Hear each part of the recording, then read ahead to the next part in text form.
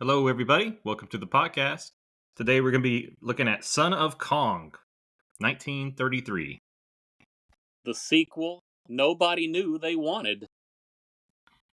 and probably didn't want, and was released in Oh, the exact same year whew. as King Kong. So this was an RKO picture, same studio, same directors, same really pretty much staff Well, in hold charge on. of it. Hold on. So the director's a little bit of a nuance, though, right? Yeah, yeah. So Ernest, I think we never decided how to say his last name. Shodesack was the Yeah. director. So where's your nuance? Cooper Cooper was I'm sorry. producer Yeah, on this one. you're Well, right. Yeah, Cooper he was was executive director producer. on the previous one. Am I Yes, that's correct true. about that? No, you're right. You're right. Then the Mm. screenplay was by Ruth Rose, Again. Shodesack's wife. Yeah, only this time she didn't do the third draft. She did the whole thing. And you can tell, man. And much.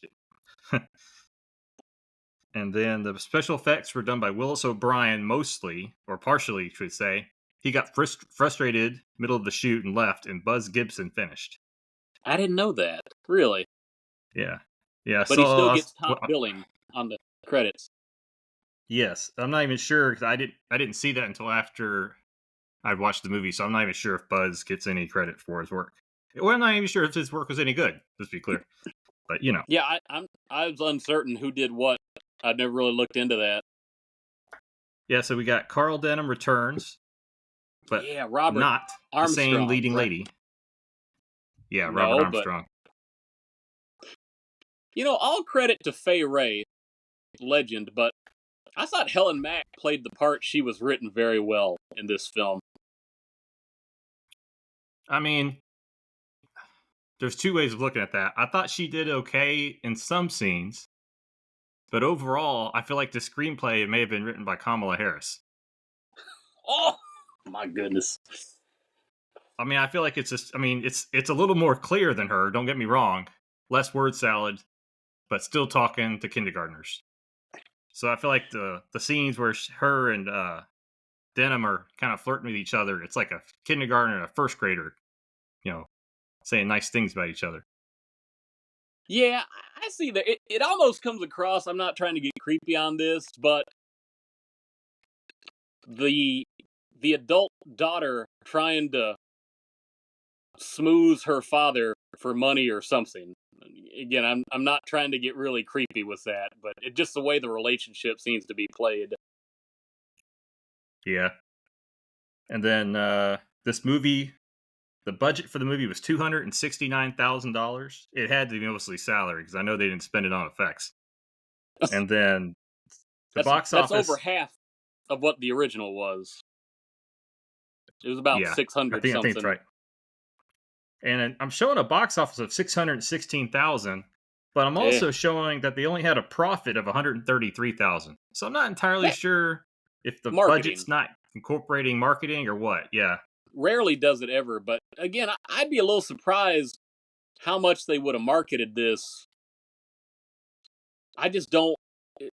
For as much of a cultural I wouldn't have phenomenon marketed it. as King Kong was, you would almost think they could have got away with saying "Return to Skull Island" or something, or "From the people who brought you Kong." But Yeah, it was a cash grab movie, and I think everybody pretty much understood that. see, people in the Great Depression were smart back then, I guess. But I kind of like this movie. I'll admit to it. I don't Well, hate it. I I wouldn't say got it a was lot of not a very. critiques of it. So Ruth Rose, the writer, stated basically, if you can't make it bigger, make it funnier. So, Yeah, in her part, she wasn't trying to make it a serious movie. She was looking for more of a comedy kind of thing. yeah. Except we've got an old man dying, a big ape dying, a whole civilization of people being wiped from existence. A lot of death in this movie. Never really thought about a whole lot of it. Well, those comedies, the best ones are the ones where everybody dies. Fair enough. Fair enough. So, Helen Mack's character officially is named Hilda, and that I includes don't in the understand credits. that. But she's Yeah, never called that in the movie. And then also, I need to find it. Charlie, yeah. what's his My real favorite name? character, Victor Wong, right? Victor Is Wong the is referred yeah. to as Chinese cook in the credits, even though he Now at has a least name. he gets credited. At least he gets credited. Most of his film career, according to Wikipedia, he wasn't even credited for his roles. But that guy has Well, some so comedic timing. I think he would have fit yes, in very yeah, well in theatrical shorts like Three Stooges, Abbott and Costello. He would have been perfect for these type of humor bits. yeah. So I saw something online, and I couldn't really confirm that it was correct. But basically, they were given props to the movie for casting an actual Asian in the role. But then Yeah, they that's said fair. basically, he apparently there's more than one Asian speaking role in this film, and he played all the parts. I Hold on couldn't a catch that. second. I was looking back. This is what I read. Now I read that after I watched it, and I can't recall a bunch of Asian speaking parts. Maybe it's on that island that they were on for a while, but Well, I should add this about the tribal people. So the chief, unfortunately, I forget his name. He's not credited. He's a somewhat of a historically significant early black and white black actor, and also with a history of producer. And he played the tribal chief in the predecessor Kong, and I think he was credited in that movie. But here he's not. But he is back for it. And the witch doctor. To be honest, I don't remember the witch doctor in this film. But the guy who played that, I think, is Mexican American, known for playing bad guys, and he was also the witch doctor in King Kong. I don't think he has a speaking part this time around, but those are the only two tribal guys that I think were. At least we know to some degree who they were played by, and they did return from the first movie. Unfortunately, they did nothing with them except for one scene, but there you go. A lot of my criticisms of this movie are not doing anything with what they actually have to work with. yeah. So maybe the best way to do this is just maybe we can do a quick summary of the plot, and then we can talk about the stuff we really liked, and then you can go down your list of critiques. Eh, Maybe it's a that'll be short good. list of So critiques, all things considered, because it's a short movie. it is a very short movie. It's hard to, Um, yeah. 69 minutes. Most of it's in New York, but Well, or we're on on the the boat. boat. Yeah, or the Yeah. something like that. So the movie opens up a month or so after the death of Kong, and Carl Denham is hiding out in an apartment, and he keeps getting served a bunch of lawsuits. So he's basically going bankrupt based off all the damage that Kong did. Yeah. And then he served a subpoena, or not subpoena, or I'm sorry, let's back up. He uses the guy who's serving him the lawsuits. He kind of hitches a ride with him to go see Yeah. his boat friend, the captain, Englehorn. also from the last movie, Yeah. Captain Englehorn. And so he hides away with him on a. Basically, he puts a bucket on his head, literally, and it fools all the people outside, and he gets away. Yeah. Go figure. They even have a Yeah, conversation with the junk dealer, and they don't ever bother to ask why his companion has a tub over his head. But yeah. there you go. So Why then not? he gets to the boat, and they're discussing what they could do, and they kind of come up with a plan because Denham finds out that basically they're going to arrest him, so he's got to get out of town Indict pretty him. quick. Remember there? Indict Yes, him. indicted. That's what. Yes. So they decide to go take the boat and basically what do you call it? The SS Venture? Is that what we're talking about? The boat name? Or Yeah, yeah, the venture, but yeah. the term for what they're going to do, it's Oh, they're going to be brain traders dead. in the Yes. Far East. Yeah, they're going to be cargo movers basically, Yeah. and trading and stuff like that. So they get out there and they go to basically the Dutch East Indies. Mm-hmm. And they go to this musical monkey show. Mr. Peterson or something? Was the Great Peterson? Yeah, Mr. Peterson, he's got 4 monkeys. And these monkeys, Yeah. let me find Had a it. daughter. Yeah.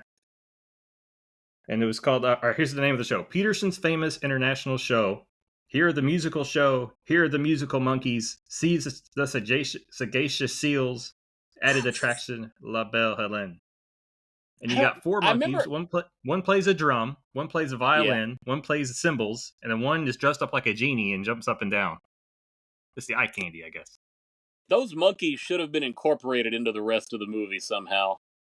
I just throw that out Well, I there. think they should have fired the drummer. He was just kind of phoning it in. He was barely doing any work. The guy with the violin, he was carrying the show, man. You know, Denham and Englehorn, they both make comments before they see the show about the seals specifically, but I don't remember any seals being on screen unless I missed them. No, I don't think there was any seal. I wrote that down as a plot hole. Yeah, Where are the seals? And what does I'm let sagacious down by mean? that. I never looked that word up. Sagacious. Oh, not. I know what salacious means, but not sagacious. Yeah. And then the young lady, who's La basically Belle nameless in Helene. the movie. Yeah. She comes and she sings. And it's funny. I wasn't sure if I was supposed to think this was whether or not she had a good voice or not. But then they do confirm that she may have some abilities, but it's not the singing kind. It's all right. She could lead church singing or something like that. You know, it'd be perfectly fine. But You can't tell me she didn't sound like Tiny Tim. you wouldn't want to pay to see this specifically, though. I'll give you that. Yeah. Now, there was some fascinating foreshadowing in her lyrics. I wrote it down. She was singing, "I've got the runaway blues." Yeah, So, yeah, she and then does she do ends that. up running away. Yep. Although So then maybe after the she's. show, Oh, go ahead. I was gonna say maybe she's running after something as opposed to running away from something. Maybe. Well, Well, after the show, her father, Mr. Peterson, plays cards with Hellstrom, who we were introduced to Hellstorm. at this point. That's a good Yeah. name for a villain in this movie. Like a Hellstorm, a Hellstrom. Yeah. So they drink and get into an argument, and ultimately, her father, Sheriff, tips over. He hits his head. The fire started. Hellstrom does not help him, runs away. Well, hold on. Hellstrom Go ahead. also hit him with a glass bottle over the head. Oh, yeah.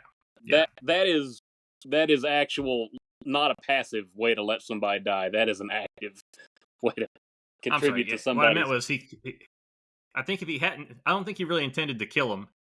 And Fair enough. I think he was worried about the fire, or he was worried about getting blamed for the hit. That's why he ran. I think the guy's more of a coward than an active person. Mr. Peterson also was as drunken self, even though he's only drinking with Hellstrom because he's the only white man in town that he can talk and drink with. So he brings up the reason he lost his ship, and it was related to insurance fraud and those things. And so that sort of gets the guilt streak in Peterson, and that I thought that was the direct reason he took a shot at his head. It probably was. They're really just using this as a plot point, as we'll see. Yeah. Basically, she loses everything, including the monkeys, who she frees before she tries to save her father. By the way, what about the seals? Left them to burn, buddy. They weren't salacious enough, just sagacious. Oh. So ultimately, she meets up with Denham in the woods while she's trying to get the monkey to come down from a tree. A very emotionless scene by her, by the way. I wrote down a few quotes. She tells him that her father died. He says, "What a tough break. Sorry, kid." They've learned how to swallow their emotions. Well, then he follows up with, "Keep your chin up. I'll be seeing you." Though he shouldn't be. Oh, you and left she described out the her best life line. as, she was describing her show, or her father's show, and she said, "We just had a few monkeys. It wasn't very good." Well, What Denham, was your best line? when he meets her, he gives her advice on catching the monkey, and she asks him if he ever caught a monkey. Oh, yeah. That was pretty good. I like that. It wasn't much, but I'll take what I can get out of this movie. Yeah, so then in a scene either right before this or after this, the captain and Denham are drinking in a bar, And they meet. Yeah. Hellstrom comes up, and we find out that he is the one who initially gave Denham the map to the island in King Kong. And Lore building. I like it. yeah. And after realizing that Denham's broke, but he still needs to get off the island because of what he just did, he asked them if he found the treasure that he's making up on the fly. And they buy that hook, line, and sinker. So they agree to take him on board, and they're going to go back to the island and look for this treasure. And then he goes and says bye to the girl. You left out another good line in that scene when Hellstrom is asking Denham about how much he made and how it would be appropriate for him to give him a cut of the proceeds. And Denham says, "I'll give you half of everything I made on Kong." And then he says 10, no, 11 lawsuits and possible indictment. That's, again, Yeah. Is it much? No, but I like it on the comedic timing. So on the way out of town, he says bye to the girl, gives her some money, says take the next ship out of here that goes where you want to go. And she wants to come along, but he says no, I can't do it, kid. And then what do we find out a few minutes later? She's a stowaway. Yeah. Unexplained exactly how she did it. In her nice dress and heels, too. You know, she just got on the ship somehow into the storage compartment. Yeah. Food storage, I guess. Yeah, I suppose so. It was quite the little scene when they found her. Yeah, Charlie did. Yeah. So then they're on the boat. Hellstrom makes nice with all the crew and creates an uprising of sorts. Basically tells them all, hey, the last time they went to this island, all the crew members died, but they seem to have gotten away all right.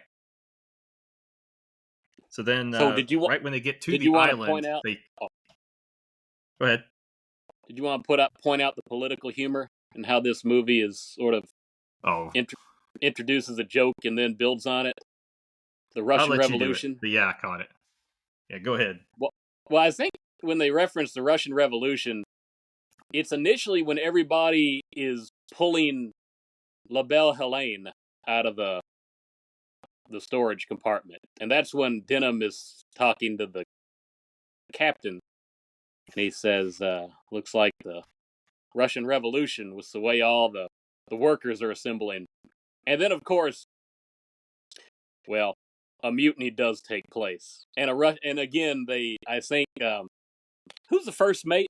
Or not the first mate, the guy who he's credited as Red. I guess he was a famous older actor. Yeah, I'm not sure what the actor is, but yeah, his name was Red. And they made they talked about it earlier that the captain didn't trust him. And then he makes a specific reference to the calling Denham and Englehorn the bourgeois or something like that. So, hey, it's a little political humor there. They want their living wage, as they say. There you go. And that's where the truth comes out that Hellstrom killed her father. So they basically send Denham and Charlie. Well, Charlie goes on his own, but the captain and the girl in the boat, and they start to leave, and then Hellstrom tries to take over, and they're like, they said, think we got rid of a good captain for a bad one? So then they throw him overboard. It's like they were just waiting to see how he was going to act now that the rest of the people... And they don't give him the dignity of getting into the rowboat. They just toss him over. Yeah. Yeah, but they do take him on the little rowboat, and they take him to the island. And then, yeah, it's nice of them to do that. They figured they might need a body shield where they're going. Sacrifice. Yeah. So they get to the island. They realize that the natives really do not like them at all. How about that timing, too? They know exactly where they're going to land, but I guess that's understandable. Yeah. So they're sent back on the boat, and they got to float quite a ways around the island looking for a place to dock. A lot of green screen or projector screen on that boat ride. I think about a minute of projector screen while they're going through the cave. Yeah. Let's see here. Charlie has the most vocal lines in this movie. He has a lot more to say in this than he did in the entirety of King Kong, I'm pretty sure. Oh, absolutely. Yeah, I think he got a pay. I hope he got a pay raise. He is He was only in credited, a couple so scenes in the last one. yeah. So once they get into the island, they split up into two groups, and they kind of stay in two groups the rest of the movie. I don't quite Not understand really that. interact at the very end. Well, I think they wanted to create the dynamic where Denham and the little Kong make friends. No, that's the movie maker's understanding. Why in universe do they split up when they're both trying to find the treasure? Do they sync? Because they both arrive at this tomb at the same time, and it looks like it is something, and yet one group climbs higher and the other group eventually goes lower. But I think before that, Denham gets out of the boat first after they're in the cave, and La Belle Helene follows him, and they discover Little Kong before the rest of the people get out of the boat. Yeah, I think they were looking for food. But for some reason, at Yeah, some point, they're you're looking right. for food. I don't know if it's that They were spot. going to hunt. But That anyways, was yeah. So ultimately, the three that don't go, the captain, the crook, and the cook, they spend most of the rest of the movie stuck in a cave trying not to get eaten by a triceratops. very unfortunate. I also think it's more accurately a Styracosaurus, but I'm sure everybody called it a Triceratops. Yeah. And this is Now, wasn't actually this the a same. cut Yeah, scene yeah. from the I'm not original? sure what you mean. From the original Kong. Wasn't this So made? the dinosaur was made for the original Kong, but was cut when they ended up not doing the spider pit scene. Okay, but And what? then it ended up being used in this movie. And this is actually the dinosaur that Peter Jackson owned.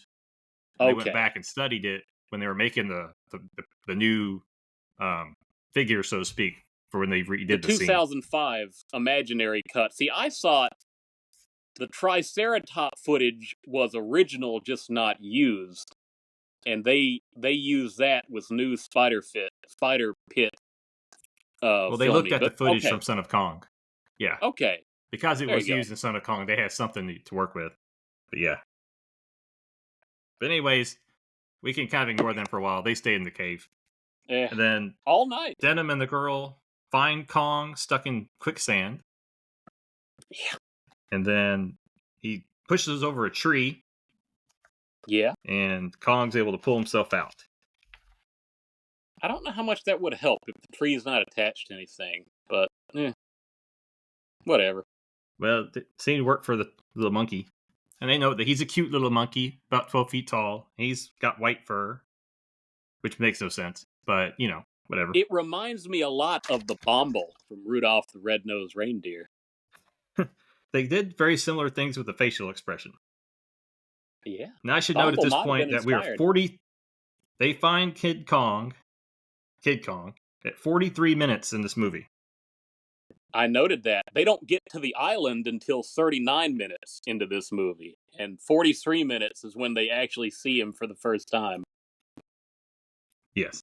So, very budget saving, you could say. Mm. If you're going to make it 9 months, I guess you got to make some sacrifices. Mm. Now, Kong himself has pretty nice facial expressions, but the movements, you can tell, is a lot clunkier than in King Kong. Have you read anything on why they went with white fur, other than just to make him different? Was there a technical I logic? found nothing. I couldn't even find any reviews from for original reviews, so I couldn't find much on the old stuff. Huh. I'm sure it's out there, but no, I Yeah. couldn't find anything. See here. So then they get chased by a big bear, and little Kitty Is it a Kong comes you and think saves it's a the day. prehistoric bear, or just like a regular bear that's big? That was a real big bear. I don't know if they get. I mean, it was bigger than little Kitty Kong, so I'm not really sure. Yeah, because they do say in the movie, Denham says he's 12 foot, Little Kong. Didn't he have a working name? Kiki or Kiko, something? I believe, but Kiko. I think it was Kiko, but they never. Kiko, yeah, Kiko. That's probably the name never Willis called O'Brien had from. Yeah. It's not that visually impressive. I mean, it's fine when they wrestle, but it has a little bit of professional wrestling comedy to it in the way Lil Kong thinks he's KO'd the bear, and then he turns his back to him and gestures, and then the bear comes back awake and tackles him from behind. Yeah, if in the '90s Super Nintendo game, Donkey Kong, if he wrestled a bear, the CGI make it black and white, and you got a pretty similar graphical style comparison there. You can see that they're about as blurry as the graphics would be. Yeah. Well, he even had that moment. Pixel. He even had that moment where he hits his head, and he's got that dazed look, and you're just waiting for the little Yeah. stars to pop up and spin around his head. Ultimately, little Kitty Kong wins, but he does hurt his middle finger, so he's flipping Denham off at that point, just showing his Yeah. wound. Well deserved. And then Denham uses part of her dress to Ooh, wrap up his finger. salacious. Yeah. He confesses his sin of killing the old geezer, as he put it. Kong seems a little confused by the concept of his Band-Aid. Mm. And then Denham makes the comment that he's caught up on his misdeeds for a year after helping Kong. Because he helped him twice. That somehow... Yes. He must be Catholic or something, I don't know. Yeah. But he's an angry guy, and it's, Kitty Kong, he goes and tries to help him and get some coconuts down from a tree, about kills him. And he yells at him, "Watch what you're doing, you big dummy." Yeah, you make him So sad. there's definitely an abuser in this relationship. Verbal abuse, man. Yeah. And the So ultimately LaBella Helene had just told him to speak softly to animals to keep him calm and to keep Kong calm. Yeah. Ultimately, they find a this tomb, or a temple. That's the best way. They're like a temple doorway that's being kind of clogged up. So ultimately, with the help of Kong, they get it busted down, and they do find a treasure. Lore And it looks like it's I on like that. Yeah. It looks like a walrus statue, like a 30-foot walrus. I thought it was a big ape. Yeah, maybe it is a walrus. Well, it had the teeth like a walrus. There you go. It's the salacious seals. But no, it had the big walrus teeth, which I didn't. Yeah, I think it was supposed to be a big ape, but I didn't think it looked like one. Huh. But it's got some kind of diamond or cluster of diamonds, which again they have to use Kong to get because they're too short. He reaches, hands it to him, and then Kong. They have a funny little scene where he takes the rifle and almost shoots himself in the eye and down his throat. He about committed suicide multiple times, and then he breaks the gun. Hey, now, this movie was brought to us in part by the National Rifle Association. They're just promoting safe gun ownership technique there. Yeah. It's one of those how not to do it. Then they get the really crappy looking lizard creature attacks. I like that shot, though. Oh. We talk about the one on 4 legs, right? Yeah. Yeah. It's all right. It's a lot of contortion. It's a lot better fight than the bear fight. Maybe. Equally bad. We'll say that. No. It wraps itself around Kong at different points. It's a good little tumble fest. You don't follow up the scene in the previous movie where you had the really cool lizard type thing with this little rose art version. It ain't T-Rex or Allosaurus, I'll give you that. Yeah. So they end up meet back up with Hellstrom and the captain and Charlie. Ultimately, right outside the tomb, Hellstrom, right? Yeah. And then Hellstrom tries to steal the boat, and then he gets immediately killed by a creature. We should add that then at that point the truth comes out about the treasure, and they finally realize they'd been lied to, and he has no idea there actually is a treasure. Yeah, but he gets what's coming to him.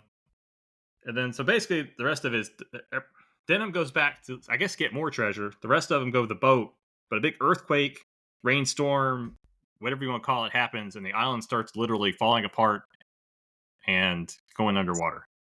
In less than a minute, get to the boat. I might add. Yeah. So they get to the boat just in time, but Denham and Kitty Kong are stuck in the cave. They kind of climb out, and then they get to the very top of the cave. Kitty Kong gets his legs stuck. The water keeps rising, though, And eventually they're going underwater, but Kitty Kong has Denham on his bandaged finger, right, right at the tip of the water. And right before he drowns, they get to him in the boat and they put him on board. And poor little Kong, we watch him drown and I think I sink. even saw in the stop motion, he puts his free hand over his nose like he's going to hold his nose when he starts to go underwater. And then Yes. with Denham in the hand, as soon as Denham is out, he opens his fist as if he's waving goodbye, and then he forms a fist as he finally goes underwater. I guess I didn't Yeah, catch that he got his foot stuck, because I just thought he couldn't swim, but that does make more sense that he's trapped somehow. I caught it on my second viewing. I think when they came out of that crack at the top of the mountain, he couldn't get I don't know what his foot got caught on. Honestly, it's not the biggest part of him, but it got tied up. Not that it would have mattered. He wasn't going to swim that far. But No, yeah, but so then you think, well, maybe Denham will still get what's coming to him, and he'll just die in this boat. But they get rescued, and happy music is played. I have my questions about the rescue boat. What kind of boat was out that far? Oh, Because whatever stock footage Island, they could find. Skull Island is supposed to be a very remote, secretive place where only a few people even know there's something out there. But it looks like it's a Navy vessel of some sort that picks up the rowboat. Maybe they heard he went to the island. They came to indict him. That would make sense. In fact, it would be a better ending, I think. It would be. So they show them on the boat, kind of warming up, and the girl asks Denham, "What are you thinking about?" And he says, "Poor little Kong. Do you think he knew he was saving my life?" And she said, "I'm sure he did." And then they decide that they're rich, and that he says, "We'll split it 4 ways. I'm going to do the right thing." And she says, "Well, can't we just split it 3 ways? A third for That's the a good skipper, line. a third for Charlie, and a third to us." Then she says, "This is nice, isn't it?" He said, "It's all right." So he got When it over it comes pretty to quick on the Kong. Hey, when it comes to romantic comedies, that's all I really need. Stuff like that. I don't need anything more. Just 4 ways or 3 ways. It's beautiful.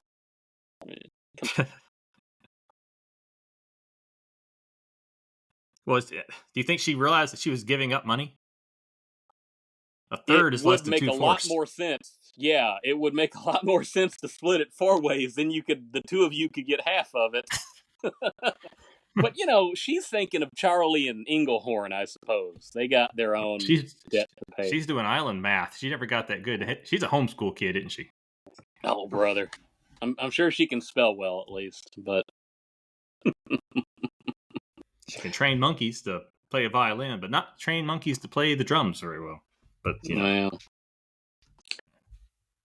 so I thought the best CGI, or not best CGI, the best visual effect in this movie was the King Kong poster at the very beginning of the movie that was in that apartment or house that Denham was hiding in. That was an awesome looking poster, by the way. I think it was in the first film, wasn't it? I don't know, but it looked really nice in this one. Like they updated it. It makes you want that for your wall, and you were wondering what it would look like in color. I didn't remark on this in King Kong. For many years, when people referred to King Kong as the 8th wonder of the world, I thought they were making a pun on 8th wonder of the world, because I had never heard of the 7 wonders of the world. Even today, I couldn't name them for you. But I always thought that's what it was. But I knew there were 7. But yeah, he's the 8th, but he's also the 8th wonder. I guess not. It's just 8s. They were always going with that. Yeah, I don't think the joke was there. I think there's other problems, as we talked about a little bit, but I don't think that's one of them. Later on, the WWF would call Andre the Giant the 8th wonder of the world. Yeah, my favorite visual effect... Later on... Go ahead. My favorite visual effect was when they bandaged Little Kong's finger. I thought that was underrated for how they meshed the live-action footage with the stop motion. And it looks like they used a prop of the ape, the right hand of the ape, And so Denham was interacting directly with the hand, but then they had the stop motion on top of that. And even though it's a little bit blurry, it meshes really well. Maybe a little bit better than most things in the previous movie that I can think of. It's the quiet moments that go underappreciated. There is nothing in this movie that approaches spectacle, aside from they're trying to sink the whole island. The four monkeys. That's quite the spectacle. Yeah, well. Yeah. If they keep a beat. Any other good effects? It's a pretty short list. Well, Kong is funny. You know, they do a lot of good job with the facial expressions. He's shorter. Do you think they kept him more to scale? You complained a little bit about scale in the first King Kong. Some inconsistencies. Yeah, I mean, I don't think they had a lot of opportunity to mess it up, though. Basically, he just needed to be twice as tall as Denham in whatever scene he was in. I'm not sure that worked at the very end, though. Honestly, I think now that I think about the scale might be completely off when he's holding Denham in his hand at the end of the movie. Probably. I'm not sure. I kind of want to go back and look at that now. Because he fit pretty well. Yeah. But maybe he had a growth spurt while he's climbing up the mountain. We'll play around with the idea that this Kong is growing, and his poor life was cut short before he could grow into his daddy's shoes. Now, I think my favorite special effects scene was when he was playing with the rifle, because you could see the people freaking out, and he's doing all the things that you just tell a kid not to do with a gun. But it's like, I guess they told the kids back in the 30s not to do those things too. NRA, there you go. Yeah. I am not convinced that we should just assume this is the biological son of Kong, even though Denham just assumes that. No, there's no reason to think that he's the son of Kong. I mean, maybe a cousin or a niece, or not niece, but a nephew or something. But like, I'm not saying he couldn't be like extended family, but I mean, hard to believe direct son. It is hard to believe. He's also a very nice lad. Seems to have learned his manners. Whereas Kong, pretty wild and, will eat anything and everyone and stomp on them. Pick a lady's kick dress them off. And throw them. Yeah. This Kong has much better manners. He's a good kid. Probably raised by his mother more than his father then, if that's the case. So, poor Denham there, he's reflective at the beginning of the movie. Yeah, he's got all the lawsuits coming at him and everybody's hounding him for information. But he says, boy, as he looks at the poster, I sure am paying for what I did to you. And at another point in the film, it says, we all would have been better off if I'd have just left him on that island. And then he's back again at the island looking for treasure. What do you think about the timing of that earthquake? Do you think it has anything to do with the removal of the treasure? Well, I would say that if I was a competent screenwriter, yes. And they should have done anything, and I mean anything, to imply that was connected. But I don't think Ruth Rose was a very good screenwriter, and I don't think they thought that hard. So am I going to jump into my critiques of the movie now? Are we there yet? Well, probably. Let me think here. Well, it's rare when we talk about old monster movies of the golden age of Hollywood and all that. It is rare to have direct sequels where you bring back significant members of the cast and you make an effort to actually continue the story, maybe even delve deeper into the events and the themes and the effects of the original film. Some do it better than others. You could look at the Frankenstein movies with Boris Karloff, and not so much the Dracula movies, probably. Well, I mean, a lot of the Universal monsters, I mean, you kind of have a shared universe in some ways. Yeah, but they usually recast people all the time. Even the Eventually, it's Lon Chaney Jr. playing all the parts. So I just say it is nice to bring the people back and to make an effort to get into Carl Denham's head, figure out what makes him tick. And really nice to see some of the side characters elevated to supporting roles with the Captain Englehorn and Charlie. And yet, the movie just decides they're not going to do anything with them over halfway through. Just when the movie should be picking up, and just when you should have, in theory, different missions for the two groups of people to do, that's not always the best way to write a script, but they decided they were going to bring all this cast back to the island, and they were going to split them up, and nothing of consequence happens because of that. They just get their supporting characters out of the way to spend more time on La Belle Helene and Denham, and introduce Kong and let Willis O'Brien's team go crazy on the special effects again. And you bring back the tribal group, and you miss the opportunity to integrate that into the rest of your movie plot for tension's sake. So, I know the set was still around that they used for King Kong, the gates and all that. I don't know how it was getting repurposed, but we know they didn't burn it down until 1939 for Gone with the Wind. So they have all this set, in series, setting around somewhere already made. Maybe we don't see the full set, but what about just going back to the village and seeing some of the aftermath and maybe see how that affects Denham? Like, maybe the villagers, instead of just throwing a spear at them, genuinely try to string them up. And if there's... What are the consequences of the gate being torn down? Yeah, Kong is off the island. We know he destroyed a lot of stuff. He killed a lot of stuff. But what if that now upsets the balance of nature on the island, and now they have no protection against the other monsters that are coming in and doing who knows what to them? Just a missed opportunity. You bring this cast back as extras, and you do nothing with it. And you have the lore of this treasure, and we never know anything about why it was put there. I'm not saying it makes a great movie to get into all the backstory about, oh, this treasure was da-da-da-da-da, set up here, da-da-da. Yeah, it's a treasure, we get it. But you put it in the movie, what's the significance of it? Why does the tribe protect it? What's the link to Kong?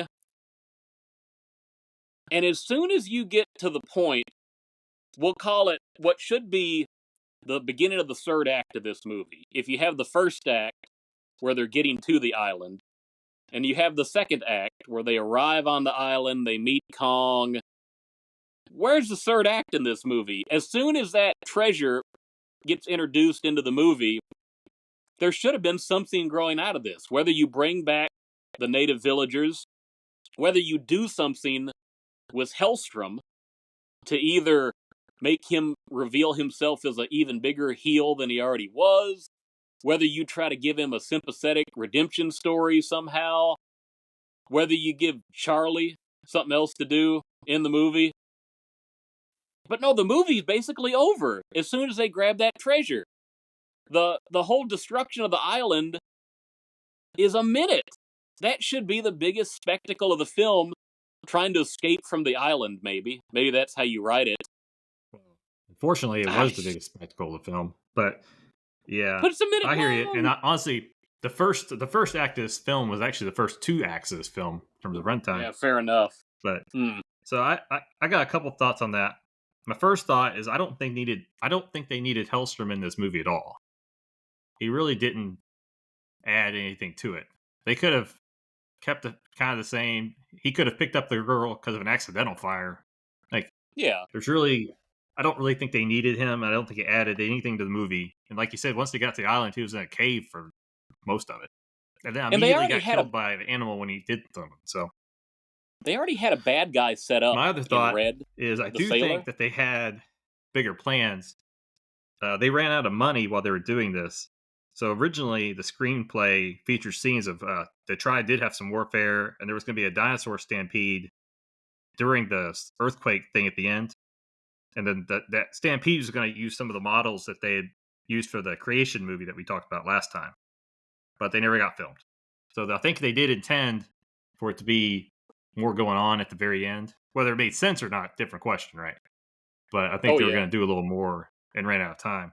And I kind of wonder, because of the timing of King Kong when it got released, they ended up doing the re-release. I don't know how profitable the movie was in 1933. If they Original seen Kong? a lot of the so I don't know if they had realized all the profit yet, or if there was still if it was kind of a slow burn due to Mm-hmm. the economy at the time. So maybe that's why they didn't have the money to do this right at the end. Maybe I might be wrong on that though. I don't know. Well, it's a fair question. It is the Great Depression. You don't know how many people were thinking about going to the theaters in spring of 1933, and then you got December 1933. So that's another thing. What was the weather like? Did people get out to the movie theaters in December, just 3 or 4 days before Christmas or New Year's, stuff like that? I don't know. Yeah. So I found a quote in one of the reviews I found online, and it was a nice summary of the movie. It says, "This movie begins with Carl Denham feeling remorse over getting Kong killed. It ends with Carl Denham going back to Skull Island and getting Kong's infinitely more lovable son killed." And that really Yep. is the gist of the movie. It's a shame we didn't have a third movie from Marion C. Cooper the next year where he finds another island and he goes and kills Kong's wife, maybe. I think you made that comment before. Yeah, or they could do a different way, and the revenge of Kong can be his wife coming and Oh, that'd be okay. taking him Yeah. and drowning him or something. But yeah, taking him and going to the top of the Empire State Building and throwing him off, something like So that. let's talk about some of the convenience of the timing in this movie. I've talked about just certain things happen at exactly the right time. Other than the fact that, they happened to be at a port at the exact place where the guy who gave them the map was there. But that's fair enough. They arrive at the very same spot where they meet the tribe. And then they chase them off. And then Denham arrives at the exact moment to save little Kong from drowning in quicksand. Do you think he was really going to drown in that quicksand? I think he'd been there a while. I mean, Looked I'm like it. not convinced he couldn't get himself out. Maybe he's taking a He bath. wasn't screaming for help or anything. No, he What wasn't. if? He was pretty calm. What if he was not so much fallen into the quicksand? What if he was coming out of it because of the hollow earth underneath the island? A portal that he was emerging from the lost world. Wouldn't that be an interesting movie? And because the treasure was removed, somehow the whole island sank not so much into the sea, but back into the hollow earth from whence it came. Well, he should have stayed down there then, because he ended up drowning. Yeah. Yeah. I do wish we could have got even though we did get something of a Kong trilogy from Marion C. Cooper and Willis O'Brien, might have been fun to see a third movie that had a little bit more ambition to it in script and spectacle. Not sure where you go from here, though, but Oh, I think that was probably dead when O'Brien decided he didn't want to finish the effects on this film because he was getting frustrated with everybody. Yeah, I understand that. Mm-hmm. So I think it's unfortunate. We don't have near as much historical memorabilia from this film than King Kong, even though they come out the same year.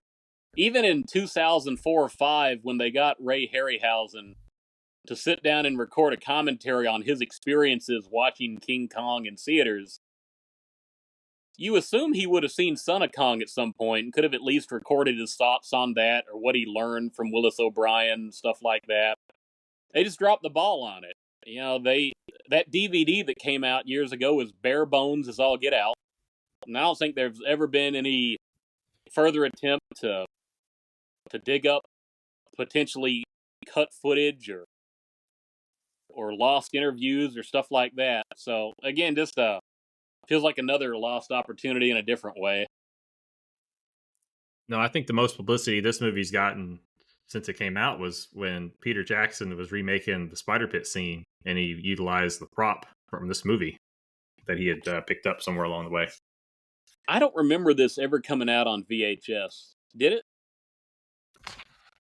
I have a note that it came out by Nostalgia Merchant in the 80s, and then in 91 by Turner Home Entertainment. But I don't think I've ever seen any of these. So I don't know how many got, printed. They never did a colorized version either. Turner didn't do it. Yeah. But yeah, it's got, so I guess it had 2 VHS releases and then a 2005 DVD, both by itself and part of the collector set with Kong and Mighty Joe Young. Yeah. And then a lot of times, UK, unfortunately, these historical movies never would get any kind of reissue if not for a remake. They try to capitalize on all that. The people who made one of the greatest movies of all time made a C-rated or a C-grade sequel, basically. If that. Yeah. Yeah. So I think next time we're going to be doing Mighty Joe Young. Is that correct? I do like Mighty Joe. Not the Disney version. The original, right? Yeah. I have not watched this movie before, so I'm looking forward to it. Even if it's bad. Oh, yeah. It'll be entertaining. Oh, it's an entertaining movie. It has a better ending than this one does. Well, that's pretty low bar. I mean, it is impressive that a movie with no emotional stakes throughout the entire thing has such a sad ending at the very end. It's like, what the crap? Like, where did this come from? I like the overall emotional reserve. No one seems bothered by it. Well, everybody who reviews it today hates it, so I don't know. I don't know anybody who's given it a fully positive review. No, the best review I saw was 7 out of 10. Everything else at most was like 5, and I thought 7 was pretty generous. But yeah. Yeah, I wouldn't use a 10-point scale for this. I'd stick to a 5-point scale, and I'd probably give it 2.5. As me. I give it 1.5 bananas. Oh man, that's rough. I mean, it wasn't very good. Like, imagine if we hadn't seen King Kong, right? To say King Kong didn't exist, and you just got this movie, and you have to set it up a little bit different, right? Why he's on the run. But I could argue if the 1.5 bananas I want to give it, 1 banana that is just leftover from the previous movie and that poster I saw in the front scene. That's a good poster. I guess I'd look at it as it's an evolution of the Lost World tradition, but I think the characters are still more memorable. The human story still seems to have a little bit more weight for better or worse. This one gave it too much weight. If you have a 69-minute movie and you use 40 minutes before you even introduce your first monster or your title character. Yeah.